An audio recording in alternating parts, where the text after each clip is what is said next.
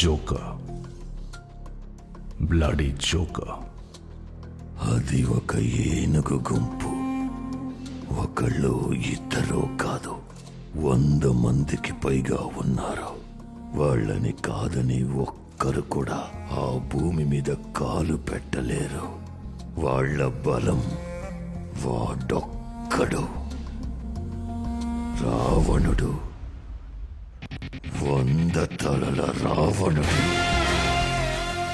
నా సాయం లేకుండా నువ్వు వాళ్ళని ఏమీ పీకలేవురా. ఆ రోజుల్లో పంట పొలాల్ని తిండి పెట్టి అన్నపూర్ణిగా కొలిచేవాళ్ళు.